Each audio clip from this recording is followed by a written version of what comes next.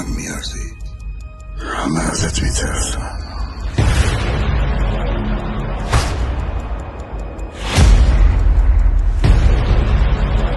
بیچاره خبر ندارن که تو خودت از همشون بیشتر از خودت میترسی.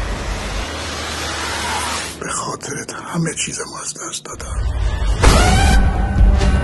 میترسی؟ هنوز نمیدونی ترس یعنی چی. من یادت میدم.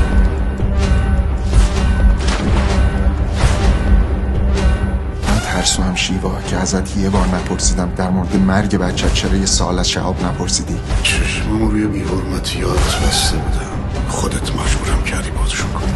من واسه ادامه ندادن فقط یه خط قرمز دارم. واسه یه گوشه تماشا کن. هم انتقام بچه تو رو میگیرم، هم تمام سهممو.